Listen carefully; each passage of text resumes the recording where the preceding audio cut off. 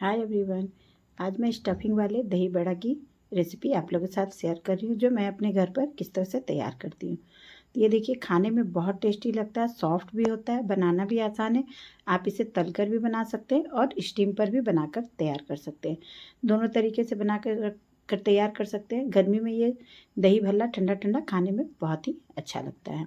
तो इसको बनाने के लिए क्या की हूँ, उड़द की दाल है जो 1.5 कप दाल है, इसे मैंने रात में अच्छी तरह से धो लिया और धोकर फूलने के लिए छोड़ दिया। अभी क्या किया, उसके पानी को गिरा दी हूँ और एक मिक्सी के जार में डालेंगे और दाल को उसमें डाल देते हैं।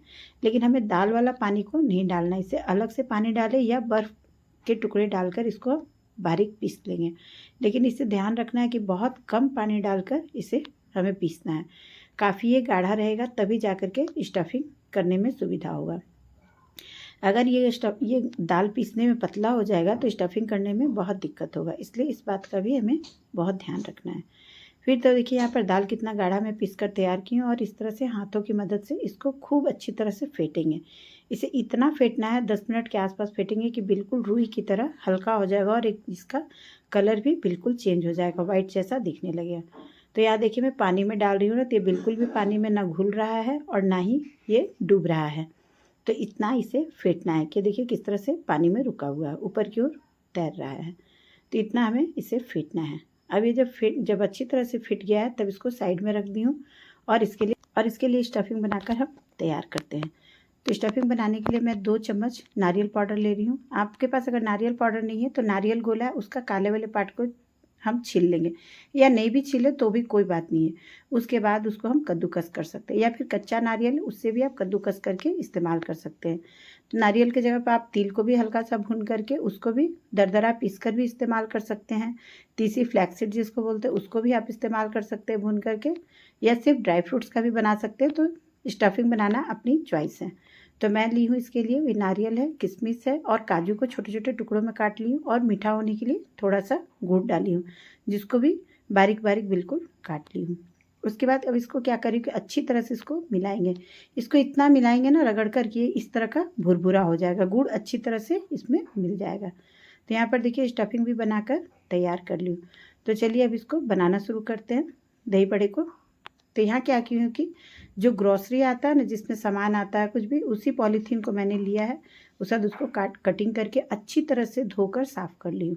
और इसके ऊपर क्या करेंगे, इस तरह से पानी लगाएंगे और पानी से इसको पोंछ लेंगे। फिर उसके ऊपर में इस दाल को जो पीस कर रखे उसे लेंगे और लेकर इस तरह से हाथ की मदद से फैलाएंगे अच्छी तरह से। तो इसे बहुत मोटा नहीं रखना है, इस तरह से फैला लेंगे और इसके बाद बीच में स्टफिंग को भरेंगे और फिर एक साइड से पॉलीथीन को उठाएंगे और इस तरह से चारों तरफ से दबा देंगे, तीनों तरफ से, जिससे ये गुजिया के शेप में आ जाएगा।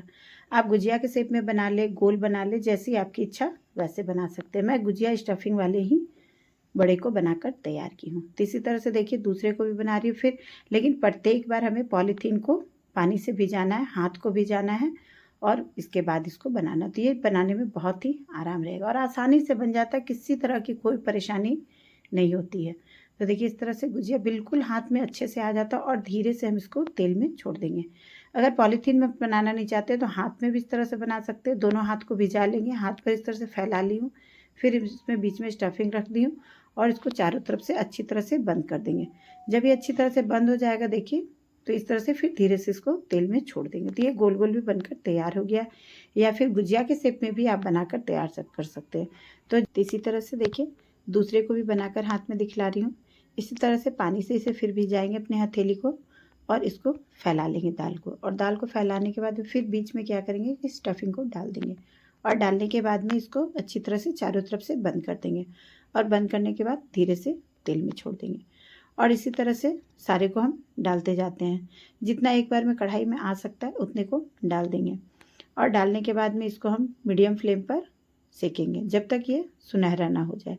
तो इस तरह से आप देखिए, उलट पुलट कर जब ड्राई हो जाएगा ऊपर का भाग भी, तब इसको हम उलट पुलट करके इस तरह से सेक लेंगे। तो यहाँ पे सुनहरा कलर आ गया और अच्छी तरह से सेक गया, तब इसे हम तेल से बाहर निकाल लेते हैं। तो देखिए कितना आसान है बनाना ये, इसमें किसी भी तरह का कोई भी परेशानी नहीं होता और बिल्कुल आराम से ये बनकर तैयार होता है। ये देखिए बिल्कुल भी फटा नहीं है, कितना अच्छा से ये बनकर तैयार। अभी तो ये गर्म है। अब इसको क्या करेंगे, इसके लिए एक बर्तन में पानी पहले से गर्म करके रखी हूँ, वो गुनगुना पानी रखेंगे, बहुत ज़्यादा इसको गर्म नहीं रखेंगे, इतना रखेंगे जिसमें हम उंगली को डालें तो ये बर्दाश्त कर सके। और इसको करीबन 10 से 15 मिनट के लिए हम सिर्फ पानी में सोक करेंगे। तो इस तरह से ढक कर रख देते हैं 10 से 15 मिनट में, और बचे हुए को भी इस तरह से गुजिया बनाकर तैयार कर लेते हैं। और इस तरह से बनाकर रख कर देखिए, सारे को बनाकर तैयार कर ली और बनाकर रख कर के सूखा आप फ्रिज में भी रख कर इसको 4-5 दिन तक आराम से यूज़ कर सकते हैं। जब ज़रूरत हो पानी को उस टाइम में थोड़ा सा तेज़ गर्म करेंगे और उसके बाद इसको डालकर 10 से 15 मिनट रखेंगे और इसको आराम से दही डाल करके हम इंजॉय कर सकते हैं।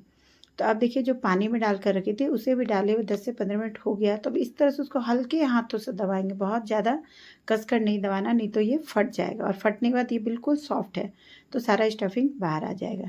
तो इस तरह से हल्के हाथों से दबाकर इसे प्लेट में निकाल लेते हैं और चलिए प्लेट को लगा लेते हैं। तो इस तरह से देखिए, गुजिए वाले को भी दबाई हूँ और इसी तरह से जो गोल बनाई थी उसे भी दबाई हूँ। पर सारे को मैं गुजिए के शेप में ही बनाई हूँ, बस यही 3 पीस गोल में बनाई थी। तो अब इसके ऊपर देखिए फेटे हुए दही है, जिसमें चीनी डाल करके अच्छी तरह से फेंट करके फ्रिज में रख दी थी। और ये देखिए कितना अच्छा मलाई की तरह से दही सेट है। और इसको खूब अच्छी तरह से अब इसमें दही को डालेंगे। इसमें मीठी दही थोड़ा डालेंगे ना तो खाने में ये ज़्यादा टेस्टी लगता है, मतलब मेरे घर में लोगों को पसंद है। अब आपको जैसी पसंद हो। तो अब इसमें इस तरह से अच्छी तरह से दही डालेंगे, फिर इसमें थोड़ा सा जीरा पाउडर डालेंगे, लाल मिर्च पाउडर डालूँगी और थोड़ा सा काला नमक डालूँगी। और उसके बाद ऊपर से मीठी चटनी, ये आम की मीठी चटनी है जो बहुत टेस्टी लगता है, ये इमली की चटनी नहीं है। इसकी भी रेसिपी मैं जल्दी आप लोगों के साथ में शेयर करूँगी, जो बहुत टेस्टी लगता है और इसे भी लंबे समय तक आप स्टोर करके रख सकते हैं। तो यहाँ देखिए दही भल्ला बनकर तैयार हो गया है। तो स्टफिंग वाली गुजिया दही भल्ला रेडी है। इसे कटिंग करके भी दिखला रही हूँ। तो देखिए कितना अच्छा इसमें स्टफिंग अपने जगह पर ही है, बिल्कुल ये फटा नहीं है। और कटिंग करने में भी ये देख कर ही लग रहा है कितना सॉफ्ट है। तो ये बहुत ही सॉफ्ट बनता है। दाल को अगर अच्छे से फेंट कर बनाएंगे हम तो ये बहुत ही सॉफ्ट दही भल्ला बनकर तैयार होता है, जो खाने में बहुत टेस्टी लगता है। तो एक बार आप भी इस तरह से दही भल्ले को बनाकर ज़रूर ट्राई करिएगा। तो अगर वीडियो और रेसिपी अच्छी लगी हो तो लाइक शेयर और कमेंट ज़रूर करिएगा। और हम लोग इस भल्ले को एंजॉय करते हैं। तो फिर मिलते हैं अगली वीडियो में, तब तक के लिए बाय बाय फ्रेंड।